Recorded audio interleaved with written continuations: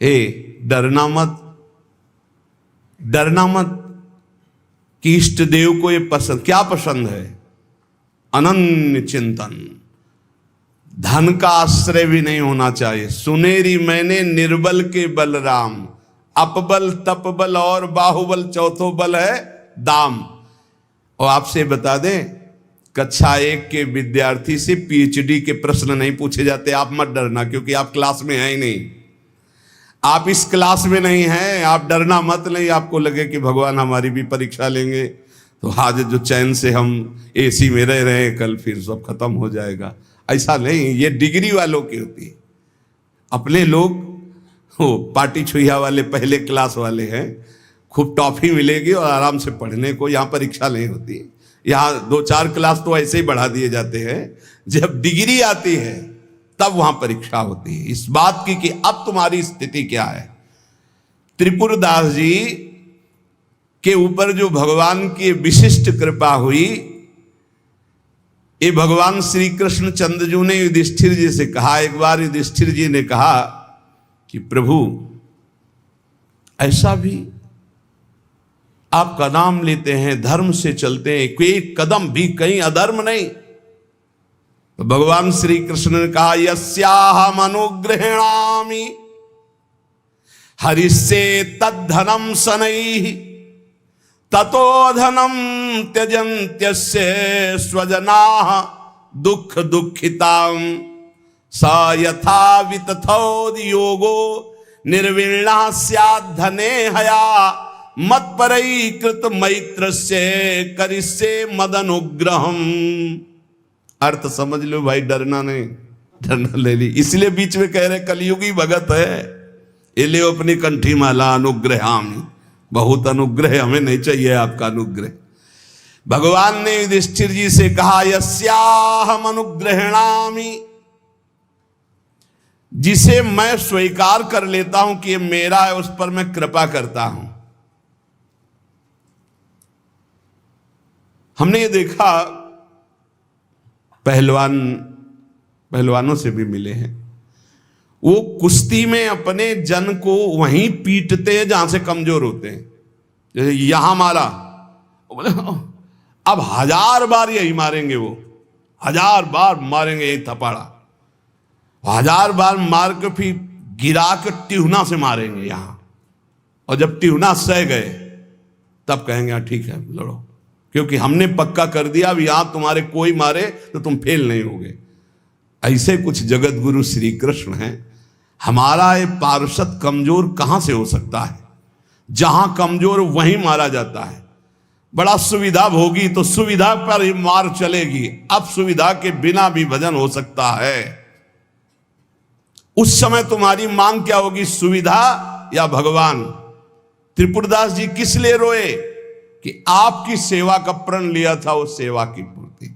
भगवान कह रहे हैं कि जिस पर मैं कृपा करता हूं पहले उसका धन बल अपहरण कर लेता हूं। ये धन बल अपहरण कर लेता हूं। जब वो निर्धन हो जाता है तो सगे संबंधियों का अपहरण कर लेता हूं, या तो सगे संबंधी छोड़ देंगे। देखा ना, पिता रास्ते में ही राधे श्याम। बहुत कृपा समझना कठिन है। सुनाया था एक बार भगवान शंकर की कृपा। माता पार्वती जी से कहा चलो मैं आपको अपने भक्त के दर्शन कराता हूं। बोले चलो प्रभु। तो बोले पहले अभक्त के दर्शन कर लो, तब भक्त के दर्शन आप सुख पाओगी। तो गए तो सुपारी कतर रहे थे बैठे, इसमें बढ़िया गद्दा लगा हुआ था, गिरदा लगा, 50 गाय 50 भैंसे दूध दुही जा रही थी। प्रातःकालीन का समय था। संत वेश में गए और कहा भगत जी 100 ग्राम दूध दे दो, शालिग्राम भगवान को स्नान कराना है। चल दिया सुबह से, और क्या क्या बोलना। महादेव जी ने कहा हे भगवान, जितनी संपत्ति और वैभव इससे दुगना इसकी कर दो। माता जी ने कहा अवघड़ इसीलिए कहा जाता है इनको, बड़े अवघड़ नाथ है। 100 ग्राम दूध ले दिया, गाली दिया, ऊपर से कह रहे संपत्ति कह दो दुगनी। बोली नहीं पर अंदर अंदर कि बहुत विचित्र और दानी है इनका आशुतोष। बोले चलो भगत के दर्शन। बोले अभक्त तो ऐसा था कि अगर आप साथ ना होते तो इसको भस्म ही कर देती हम, क्योंकि अंबा तो शक्ति है, आपका अपमान। अरे अभक्त ऐसे ही होते हैं, तुम्हें नाराज नहीं होना। भक्त के पास गए, एक झोपड़ी फूस की, एक गाय, और उसी फूस की झोपड़ी में माए उसकी मैया रहती थी।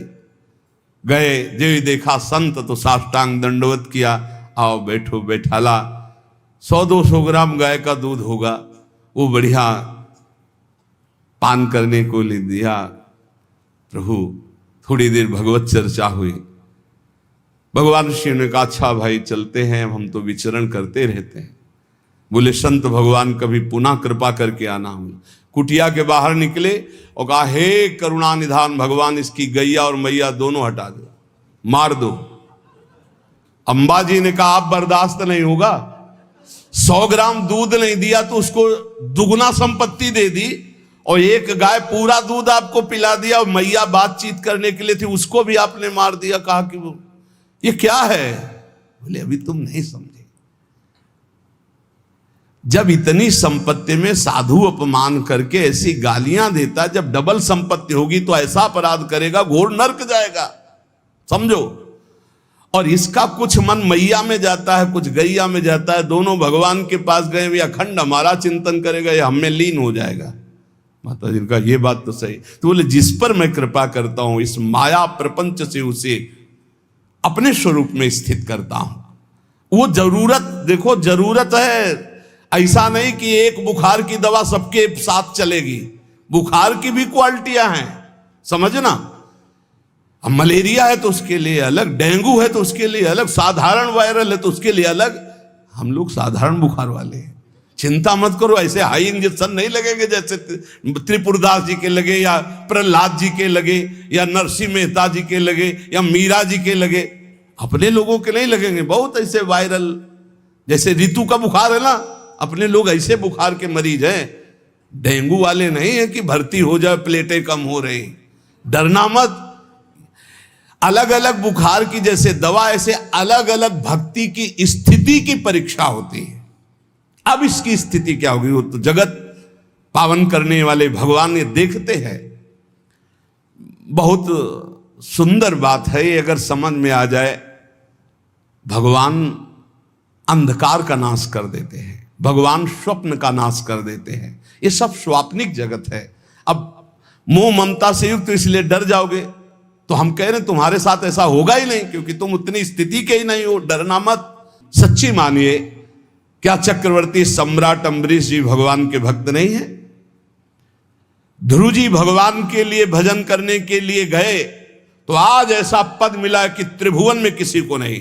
सुदामा जी को दरिद्रता प्राप्त थी, और सुदामापुरी की रचना हो गई जैसे द्वारिकापुरी की रचना। आप हमारे श्री कृष्ण के प्रति ऐसा ना सोचे, ये जो कह रहे हैं बड़ी गुप्त बात है। उसके अंदर के ममत्व का नाश कर देते हैं, उसके अंदर के अज्ञान का नाश कर देते हैं। क्या आप अपने अज्ञान का नाश करवाना नहीं चाहेंगे? यहां अज्ञान की वृत्ति के नाश की बात। आप ऐसा मत सोचिएगा। और आज तक कोई भक्त आपको भिखारी नहीं मिलेगा। आप ध्यान दीजिएगा, पुरुष से लेकर के जहां दृष्टि डालिए, जहां भक्तों को तो आपके 4 घर में लोग होते हैं, उनके भोजन की व्यवस्था में आप चिंतित रहते हैं, समझ रहे? जब हम मांग के खाते थे तो भूखे रह जाते थे, और जब भरोसे पे हैं तो 300-400 लोगों का बाल भोग, राज भोग और शयन भोग अपने आप हमारे प्रभु पूरा करते। तो हरिष्ये तद धनम, तुम्हारा घर कितना बड़ा है, हमारे घर में कितने बैठे हो देख लो। घबराना मत, इसलिए हम कह रहे, डरना मत। अब इसीलिए कह रहे, नहीं तो आपको लगेगा भगवान कह रहे यस्याम अनुग्रहणामि हरिष्ये तद धनम, ये धन ही हर जाएगा तो अब हमारे भक्ति का मतलब क्या रहेगा? नहीं, इसका मतलब है अज्ञान का नाश हो जाना, तम का नाश हो जाना, माया मोह का नाश हो जाना। क्या आप दुख का नाश नहीं करवाना चाहेंगे? ये भक्ति दुख का नाश करके सर्वतो भावेन महासुख प्रदान करने के लिए है। ततो धनम त्यजन्त्यस्य स्वजनाहा दुख दुखितम, भगवान कह रहे हैं। फिर उसके परिवार वाले उससे प्यार नहीं करते। क्या झूठे प्यार में फंसे रहकर जिंदगी गंवाना चाहोगे? क्या आप ये नहीं जानोगे कि तुम्हें कोई प्यार नहीं कर रहा? क्यों झूठ में जीवन व्यतीत करना चाहते हो? सच्ची कोई प्यार नहीं कर रहा, कोई प्यार नहीं। अपने सुख के लिए प्यार कर रहा है, कोई तुम्हें प्यार नहीं कर रहा। तो भगवान कह रहे हैं मैं परिवार से भी उदासी पैदा, कोई उसको प्यार नहीं करता। असलियत में आ गई बात कि कोई प्यार नहीं करता। फिर कह रहे हैं कि जब वो व्याकुल चित्त हो जाता है, कोई उसे प्यार नहीं करता, ऐसा लगता है सब मुझे छोड़ दिए, तब मैं एक रास्ता देता हूं अपने भगवत प्रेमी महात्मा का। वो विशुद्ध संत से मिलता है, और जब संत से मिलता है तब मैं उसे अपनी कृपा से ऐसा सराबोर कर देता हूं, अनुग्रह की वर्षा कर देता हूं, और वो मेरे में डूब जाता है। महाभागवत जन्म जन्मांतर के पापों का नाश करके महान सुख की प्राप्ति, ये है रहस्य हमारे प्रभु का, जो भक्तों के जीवन में जगह जगह पर दुख दिखाई देता है। वो हर मोड़ में ईंट खड़ी कर देते हैं, इधर चल सीधे। ये इतना फिसड्डी मन है कि अगर वो कृपा न करे तो माया में फंसा रहे, पर वो ऐसे ईंट रखते चले जाते, निकल मेरी तरफ बढ़कर आ जा। प्रेम शब्द ये संसार में सार्थक नहीं है, धोखा है। यहां संसार में कोई किसी से प्रेम नहीं करता, कोई नहीं करता। अपने स्वार्थ की पूर्ति के लिए ही यहां प्रेम शब्द का प्रयोग किया जाता है। प्रेम केवल सच्चिदानंद से होता है, क्योंकि प्रेम कामना रहितम, प्रेम में कामना नहीं होती, और यहां बिना कामना के प्रेम नहीं होता, इसलिए वो प्रेम नहीं है। वो राग है, वो मोह है, वो आसक्ति है, वो काम है, प्रेम नहीं है। प्रेम सच्चिदानंद में होता है, क्योंकि प्रेम सूक्ष्मतरम, और यहां स्थूल शरीर को लेकर प्रेम किया जाता है। स्थूल शरीर को लेकर, जो स्थूल को लेकर किया जाता है वो राग होता है, प्रेम नहीं होता। जो कामना को लेकर किया जाता है वो राग होता है, प्रेम नहीं होता है। और ये क्रिया स्वरूप है, और प्रेम अनुभव स्वरूप है। प्रेम अनुभव स्वरूपम, और ये क्रिया स्वरूप है। इसमें क्रियाएं होती हैं, तो ये क्रियाएं मोहाशक्ति से होती हैं। प्रेम अनुभव स्वरूपम, हृदय का विषय, अनिर्वचनीयम, इसमें वचन बोलते हैं। जहां एक दूसरे के प्रति मैं तुम्हें बहुत प्यार करता हूं, क्यों? उसको प्रभावित करके अपनी वासना की पूर्ति करना है। इसलिए चाहे कोई वासना हो, कोई स्वार्थ हो, कोई किसी से मित्रता करता है तो बीच में गंदगी होती है, निज सुख गंदगी होती है। अपनी भावना को पोषण करना, अपने स्वार्थ का पोषण करना, अपनी वासना का पोषण करना, अगर ये गंदगी निकल जाए तो सच्चिदानंद प्रेम कहीं भी कर ले तो भगवान की प्राप्ति हो जाए। पर स्वसुख वांछा रूपी गंदगी का त्याग, जो अपने सुख को भोगने के लिए दूसरे से प्यार का शब्द प्रयोग किया जाता है, ये राग है, ये काम है, ये मलिन वासना है, ये प्यार नहीं है, ये मदांध है। को आ मदांधो मदनातुरोवा, ये काम से व्याकुल पुरुष ऐसा बोलता है। अपनी कामना की पूर्ति, काम का तात्पर्य केवल एक जनेंद्री जन्य नहीं है, हर इंद्री की कामना से युक्त होकर जो किसी से बोला जाता है मैं तुम्हें बहुत प्यार करता हूं, ये केवल वासना का केवल सूचक है। क्योंकि अनिर्वचनीयम प्रेम स्वरूपम, प्रेम कभी कहा नहीं जा सकता कि मैं तुम्हें बहुत प्यार करता हूं। इसलिए प्रेम सार्थक होता है सच्चिदानंद भगवान में। प्रेम शब्द केवल लगता है भगवान में, और यहां जो भी होता है वो राग होता है, काम होता है, आसक्ति होती है, मोह होता है। प्रेम शब्द श्री भगवान में सार्थक होता है, समझ लीजिए। जहां भी प्रेम कोई कहे कि हम आपसे प्रेम करते, तो समझ लेना बहुत कोई न कोई स्वार्थ बुद्धि है, कोई न कोई वासना बुद्धि है, कोई न कोई अपने सुख की बात ये देख रहा है मेरे में, इसलिए कह रहा है मैं तुम्हें बहुत प्यार करता हूं। प्रेम विशुद्ध होता है, कामना मलिन होती है। प्रेम निस्वार्थ होता है और कामना स्वार्थ युक्त होती है। यहां कौन निस्वार्थ प्रेम करता है? यहां कौन विशुद्ध प्रेम करता है? उज्जवल होता है प्रेम, और काम मलिन होता है। प्रेम इंद्रियातीत है और काम इंद्रियों से होता है। तो ये प्रेम सार्थक होता है सिर्फ श्री भगवान में। जो आपको बोले कि मैं आपको बहुत प्यार करता हूं, तो समझ लेना ये वासना का खेल खेलने का षड्यंत्र है, ना कि प्रेम। आज इसी षड्यंत्र में फंसकर अपने चरित्र को, अपने जीवन को दूषित किया जाता है और कहा जाता है प्रेमी हैं हम। प्रेमी, प्रेम शब्द को कलंकित किया जाता है। वही प्रेमी हितधाम में थे तो एक जोड़ी आई, उन्होंने कहा कि उन्हें लव मैरिज किया है, आशीर्वाद दीजिए। बढ़िया है। एक साल बाद अकेले दिखाई दिया हमको, भाई अकेले आए आप? बोले तलाक हो गई है। यह है प्रेम।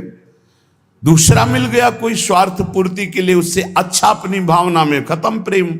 स्वार्थ की पूर्ति को संसार में प्रेम कहा जाता है। इसलिए प्रेम शब्द को गंदा ना करो। प्रेम केवल अंतर में विराजमान निरंतर जिनकी सत्ता है उन श्री भगवान से होता है। जब प्रेम होने लगता है तो दूसरी समस्त वस्तुओं से, समस्त स्थितियों से मन हटने लगता है। केवल प्रीतम ही प्रीतम सुहाते हैं। ऐसा कामी पुरुष को भी होता है, ऐसा कामिनी को भी होता है। बस बिल्कुल नजदीकी है काम और प्रेम में, पर प्रेम निर्मल भास्कर है और ये घोर अंधकार है। इसलिए गोस्वामी जी ने बहुत समझ कर मांगा कि काम ही नारी प्यारी जिम, लोभी जिम प्रिय दाम, तिमि रघुनाथ निरंतर प्रिय लागो मोहिराम। हमारा आपसे प्रीता कैसी हो? जैसे कामी पुरुष की कामिनी में होती है, जैसे कामिनी की कामी पुरुष में होती है, ऐसे हे नाथ मेरी चित्तवृत्ति निरंतर आप में लगी रहे। प्रेम तभी माना जाता है जब अपनी शुद्ध भूल जाए और केवल प्रेमी की याद रहे। और यहां अपनी शुद्धि रहती है। अपनी शुद्धि के द्वारा अपनी वासना की पूर्ति को यहां प्रेम कहा जाता है। इसलिए नाटक है, प्रेम नहीं है। बिल्कुल कोरा नाटक है। बहुत विचित्र विचित्र गति, बहुत विचित्र गति। प्रेम उसे कि हम आपसे प्यार करते हैं, यदि आप वहां सुखी हो तो जाओ, भगवान तुम्हें सदैव सुखी रखें, कभी तुम हमारी तरफ मुड़कर मत देखना, तुम आनंदित रहो, तुम सुखी रहो, आनंदित रहो। प्रेम का स्वरूप समझना बड़ा कठिन है। यदि मेरे देखने से तुम्हें दुख होता, मैं कभी तुम्हारे सामने नहीं आऊं। तुम सुखी रहो, तुम आनंदित रहो, तब माना जाए थोड़ा सा प्रेम उज्जवल हो रहा है, निर्मल हो रहा है। वासना का भूत, उसे प्रेम कहा जाता है। प्रेम केवल प्रीतम, अपनी भी शुद्ध भूल जाए, अपनी भी शुद्ध भूल जाए, या अपनी ही शुद्ध की पूर्ति के लिए प्रेम शब्द का प्रयोग किया जाता है। प्रेमी केवल प्रीतम की बात करता है, केवल प्रीतम की बात सुनता है, केवल प्रीतम को देखता है। चारों ओर प्रेम ही प्रेम। प्रेम की वृत्ति में कभी पूर्णता नहीं आती है कि मुझे पूर्ण प्रेम प्राप्त हो गया, ऐसा कभी नहीं आता। सदैव प्रेम में कमी का अनुभव होता है। मैं कहां उनको प्रेम करते हैं, मेरे में कहां ऐसा है कि मैं उन्हें प्रेम दे सकूं। मैं तो सब गुणों से हीन हूं। ये तो पता नहीं वो क्या देखते हैं कि हमसे प्रेम करते हैं। ये प्रेमी का हृदय होता है। मैं तो नीच हूं, अदम हूं, उनकी किसी लायक नहीं हूं, पर ये उनकी उदारता है कि वो मुझे स्वीकार किए हुए हैं। प्रेमी को अपने में सदैव कमियों का अनुभव होता है, अपने में उसको दोष दर्शन होता है, मैं इस लायक नहीं हूं। और वो अपने प्रीतम में भारी से भारी दोष कोई उनके प्रीतम पर साबित करे तो भी वो गुण ही उसको दिखाई देता है। प्रेम असीम होता है, प्रेम की सीमा नहीं होती। प्रेम प्रतिक्षण बढ़ता रहता है निरंतर, पर कभी अंत नहीं होता। प्रेम कहीं रुकता नहीं है, किसी वासना, किसी परिस्थिति, किसी स्थिति, तिरस्कार, मान, अपमान, कहीं भी नहीं रुकता। वो बढ़ता प्रीतम की तरफ चला जाता है। प्रेम में सब कुछ अर्पण होने पर भी प्रतिपल अर्पण करने की प्रबल इच्छा रहती है। यहां तक कि प्रेमी स्वयं भी प्रेमास्पद के अर्पित हो जाता है, पर इस बात का उसको स्मरण भी नहीं होता कि मैं कितना समर्पित हूं। प्रेम वाणी का विषय नहीं है, प्रेम हृदय में रहता है। और वो हृदय हृदयेश्वर के पास चला जाता है तो उसका हृदय भी नहीं रहता। बहुत अद्भुत है ये प्रेम।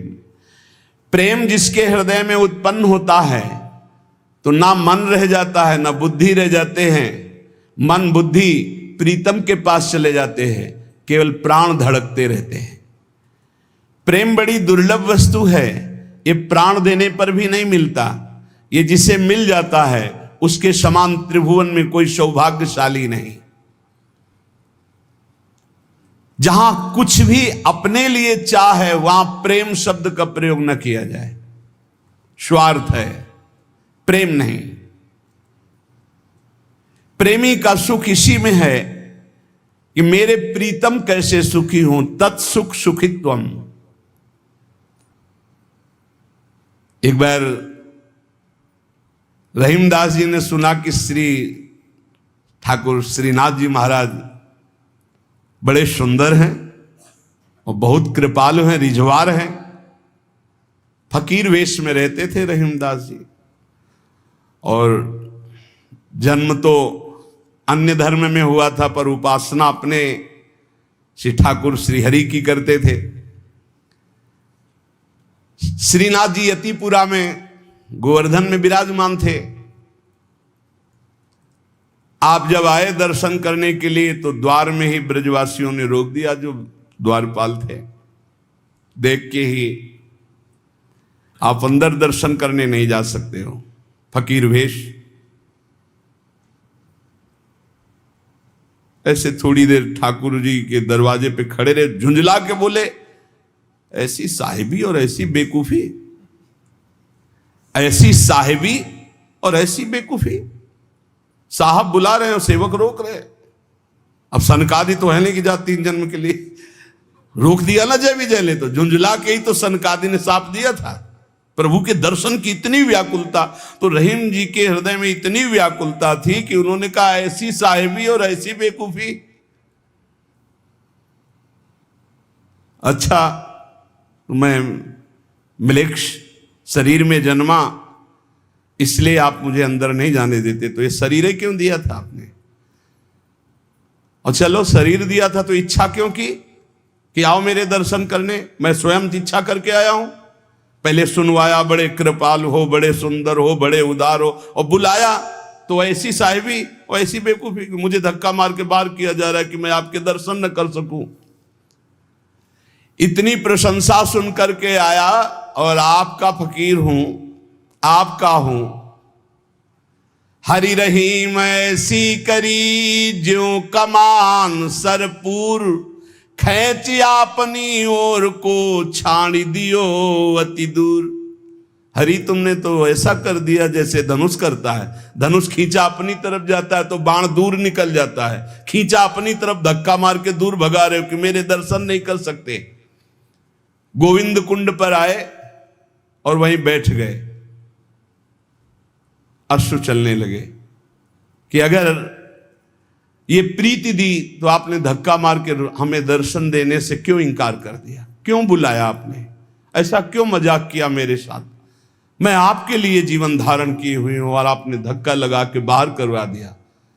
गोसाई जी के हृदय में एकदम व्याकुलता हुई, श्री विट्ठलनाथ जी के हृदय। और आपने कहा, किसी फकीर का अपमान तो नहीं किया यहां किसी ने? देखो कैसा भगवान का खेल होता है। तो उनका, हाँ एक फकीर आए थे, उनको रोक दिया गया। अरे जल्दी खोजो, जल्दी खोजो, हृदय में दाह हो रहा है, जल्दी खोजो, कहीं दूर ना चले जाएं। ऐसा होता है, पक्का होता है। खोजा तो ये गोविंद कुंड में छतरी पे बैठे थे, आंसू चल रहे थे। दौड़ के जाके बताया और 1-2 पार्षद वहीं रुके रहे कि जाने ना पावे कि वो फकीर तो बैठे हैं गोविंद कुंड में। श्रीनाथ जी ने स्वयं कहा, जल्दी ले जाओ, प्रसाद मेरा ले जाओ, उनको पवाओ जा करके।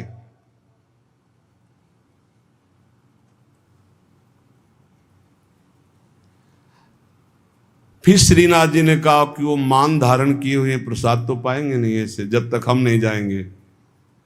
तो इधर तैयारी प्रसाद की जा रही, उधर अपने प्रसाद की थाल लेकर ठाकुर जी स्वयं गए और कहा, बाबा प्रसाद पा। जी ही देखा, अब वो तो छवियावन मोहन लाल की काछे काछन कलित मुरली कर पीत पिछोरी साल की छवि आवन मोहन लाल की बंक तिलक केसर को कीने दुति मानो विधु बाल की बिसरत नाही सखी मोमनते उचितवन नयन विशाल की नीकी हसनी अधर सधरन की छवि छीनी सुमन गुलाल की जलसों डार दियो पुरैन पर डोलन मुक्ता माल की आप मोल बिन मोलनी डोलनी बोलनी मदन गोपाल की ये स्वरूप निरखै सोई जाने इन रहीम के हाल की। रहीमदास जी बेहाल हो गए। मंद मुस्कान तिरछी चितवन अलबेली चाल है बाबा काहे को रो रहे हो, है प्रसाद पाले। कमल दल नेत्रों में नेत्र मिला के देखे, वहां तो धक्का लगा दिया, यहां स्वयं चल कर आ रहे हो। कमल दल नयनन की उन्मान बिसरत नाही सखी मोमनते मंद मंद मुस्कानी कमल दल नैनन की उन्मान। नजदीक आए, पालो प्रसाद। उन्होंने कहा खैंच चढ़न ढीली धरनी कहो कौन है रीत आज काल मोहन गही वंश दिया की रीत। वाह महाराज बड़ी विचित्र है आपकी लीला। पहले धक्का मारकर बाहर भगा देते हो, अरे वहीं दर्शन कर लेने देते, आपको यहां आने की क्या जरूरत थी। धक्का मारा क्यों, हटाया क्यों जब आना ही था। आपकी रीति समझना बड़ा कठिन है। थाल सामने रख, बाबा मेरे भोग की थाल है, पाओ। ये प्रीति देखते हैं, सिर्फ प्रीति देखते हैं। पीट करके ऐसे बैठ गए, नहीं पाऊंगा। आपने धक्का क्यों लगवाया, दर्शन करने के लिए बुलवाया, फिर धक्का लगवा दिया कि नहीं तुम अंदर प्रवेश नहीं कर सकते। ठाकुर जी मना रहे हैं, बाबा पालो पालो। और बस जे भी ऐसे दोबारा मुड़े अंतर्धान हो गए। ठाकुर जी के अंतर्धान होते ही अद्भुत वियोग, बड़ी ऊंची स्थिति के श्री रहीमदास जी महापुरुष हुए।